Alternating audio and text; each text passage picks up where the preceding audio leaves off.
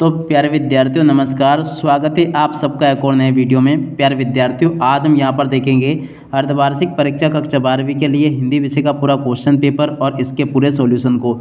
जी हाँ प्यारे विद्यार्थियों, आपकी अर्धवार्षिक परीक्षा कक्षा 12वीं का हिंदी विषय का पूरा पेपर है, जिसका कि आज हम यहाँ से प्रश्न नंबर 1 से लेकर 23 तक का पूरा सॉल्यूशन देखने वाले हैं। देख सकते हो पूरा का पूरा क्वेश्चन पेपर और उसका सॉल्यूशन हमारे द्वारा तैयार कर लिया गया है। तो चलो जल्दी हम आगे बढ़ते हैं, समझते हैं अर्धवार्षिक परीक्षा कक्षा 12 के हिंदी के पूरे पेपर को और इसके पूरे सॉल्यूशन को। तो देखो प्यारे विद्यार्थियों, समय आपके पेपर के लिए 3 घंटे का दिया जाएगा। पूर्णांक आपका 80 अंकों का होने वाला है। देख सकते हो इस प्रकार का पूरा पेपर है। अब चलो जल्दी से हम आगे बढ़ते हैं, इस पेपर के सॉल्यूशन को समझते हैं। देखो पहला क्वेश्चन, अतीत में दबे पांव रचना किसकी है? तो देखो ये यात्रा वृत्तांत और रेखा चित्र के रूप में जानी जाती है, ठीक है ना। अतीत में दावे पांव किस रूप में लिखी गई? तो देखो यात्रा वृत्तांत और रेखा चित्र के रूप में इसको लिखा गया। अब मुस्कुराएंगे हम पंक्ति में हम हैं, तो देखो दर्शक है हम। कहानी का पहला तत्व किसे माना जाता है? तो देखो कथानक को माना जाता है। जो उपन्यास मूलतः किस भाषा में लिखा गया? तो देखो मराठी भाषा में लिखा गया। दूध कहो अवधूत कहो किसकी पंक्ति है? तो देखो तुलसीदास की पंक्ति है। टीवी पर प्रसारित सब खबरों में सबसे महत्वपूर्ण? तो देखो उपरोक्त सभी, विजुअल, नेट और वाइट, ठीक है। तो यहाँ से आप लोग इसको देख लें और उसके बाद में देखो प्यारे विद्यार्थियों, यहाँ से आप लोग इन क्वेश्चन को देख लो। प्रश्न नंबर 2 में आपसे क्वेश्चन पूछा गया रिक्त स्थानों की में सही शब्द का चयन कर लिखिए। अब देखो रिक्त स्थानों में सही शब्द का चयन करके आपको कैसे लिखना है। पहला क्वेश्चन, बच्चे में होंगे, तो देखो प्रत्याशा में होंगे। जिन छंदों में मात्राओं की गणना की जाती है वे कहलाते हैं, तो देखो इनको कहते हैं मात्रिक छंद। प्रेम मार्ग की शाखा के कवि, तो देखो जायसी होंगे। महादेवी वर्मा की रचना निहार होगी। रचना के आधार पर वाक्य के भेद, तो देखो 3 होंगे। क्षेत्र का तद्भव शब्द है, तो देखो छो है। और जब उषा का जादू टूटता तब क्या होता है? सूर्योदय होता है। तो देखो यहाँ तक के क्वेश्चन और इन क्वेश्चन के उत्तरों को आप लोग देख ले अच्छी प्रकार से। अब इसके बाद में देखो प्यारे विद्यार्थियों, यहाँ पर आपसे जोड़ी पूछी जाएगी। जोड़ी के मिलान कैसे करना है? बात की जोड़ी मर जाना, तो देखो इसका मतलब होता है बात का प्रभावहीन हो जाना। आरोह अवरोह की जोड़ी मिल जाएगी स्वर्गों के अनुसार कम या ज़्यादा। महाकाव्य की जोड़ी सर्गों में बंदी रचना। डेसिंग गावन की जोड़ी उपहार से संचारी भावों की संख्या 33 से। और उसके बाद में देखो प्यारे विद्यार्थियों, इधर जो आपको दिया गया ना, इसकी जोड़ी का मिलान आपका इस प्रकार से होगा। देख सकते हो ये लिखा है, रस के अंग कितने होते? 4। और ये बात का प्रभावहीन हो जाना उसकी बात की जोड़ी मर जाने का अर्थ होगा, ठीक है। तो ये अपना जोड़ी मिलान पूरा हो गया। अब इसके बाद में देखो यहाँ से आप लोग एक शब्द या फिर एक वाक्य में उत्तर को देख लोगे।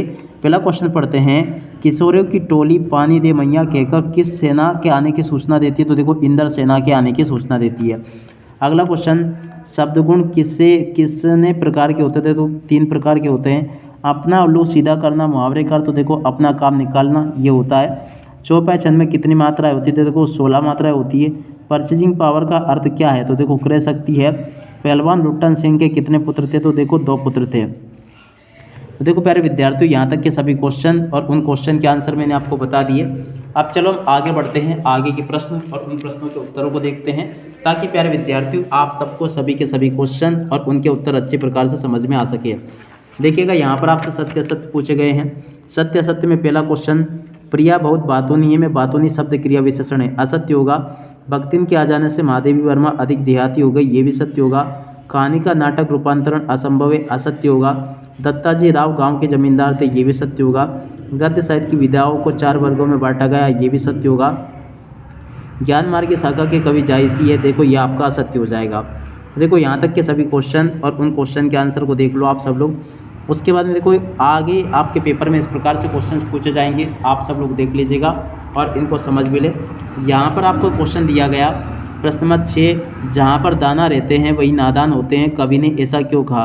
प्रश्न नंबर 6 को अगर हम देखें ना, तो देखिएगा प्यारे विद्यार्थी, प्रश्न नंबर 6 का उत्तर ये आ जाएगा। आप लोग देख ले इसको और पूरा का पूरा इसको याद भी कर ले, ठीक है।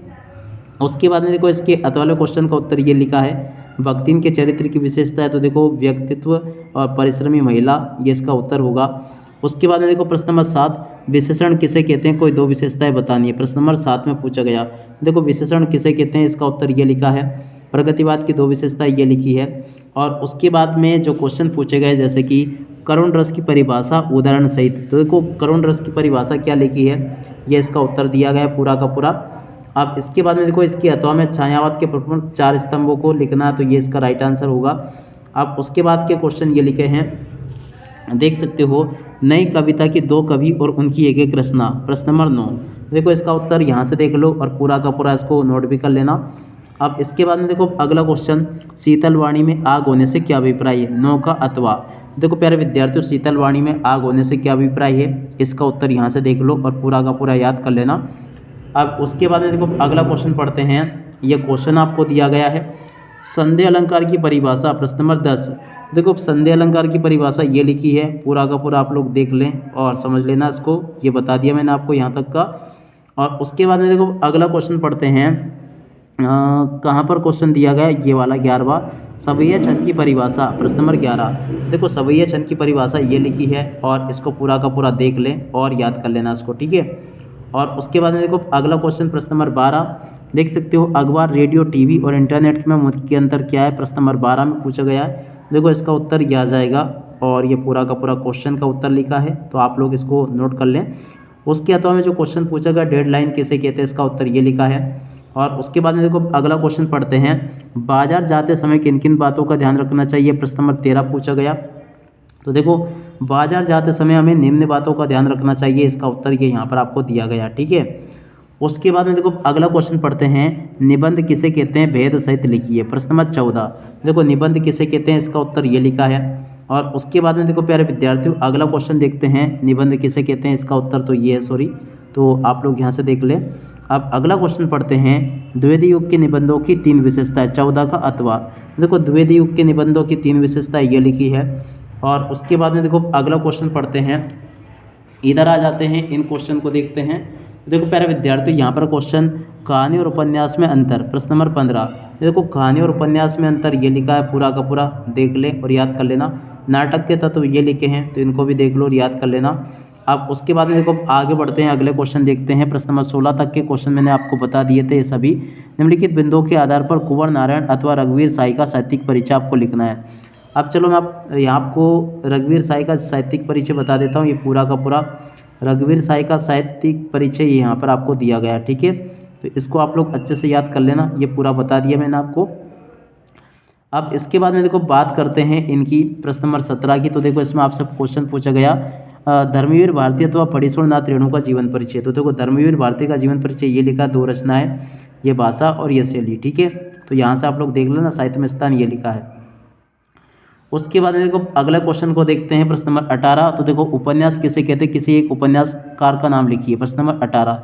देखो उपन्यास किसे कहते हैं? इसका उत्तर यहाँ से देख लो और पूरा का पूरा याद कर लेना। अब उसके बाद में देखो राजभाषा और राष्ट्रभाषा में अंतर। तो देखो इसका उत्तर यहाँ से देख लो और पूरा का पूरा इसको याद कर लेना।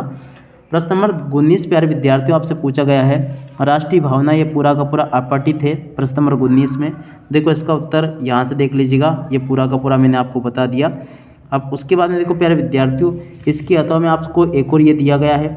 और इसके बाद में देखो 20 में आपसे इसका संदर्भ प्रसंग सहित व्याख्या पूछी गई। प्रश्न नंबर 20 में जो क्वेश्चन दिया गया ना इसको आपको संदर्भ प्रसंग सहित व्याख्या करनी है। तो ऐसे आप लोग देख लो और पूरा का पूरा इसको कर लेना, ये भी मैंने बता दिया।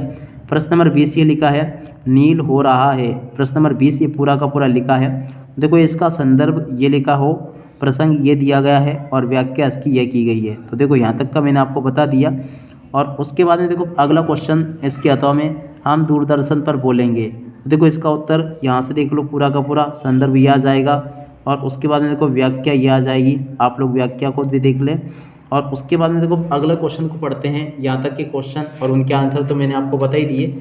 आप इसके बाद में इधर आ जाते हैं, इन प्रश्नों को पढ़ते हैं। तो देखो ये वाला क्वेश्चन निम्नलिखित गद्यांश की संदर्भ प्रसंग से व्याख्या आपको करनी है। तो देखो ये जो संदर्भ आपको दिया गया ना, इसकी व्याख्या आप अपने हिसाब से कर लेना। बाकी के जो क्वेश्चन बचे ना प्यारे विद्यार्थियों, आप लोग अपने हिसाब से इनको देख लेना। जैसे कि 22वां क्वेश्चन में आपको ध्वनि विस्तारक यंत्रों के ऊपर आवेदन पत्र लिखना है, तो बाकी की चीज़ें आप लोग अपने हिसाब से देख लेना। अब इसी के साथ में प्यारे विद्यार्थी इस वीडियो को यहीं पर पूरा करते हैं। नमस्कार, जय हिंद, जय भारत।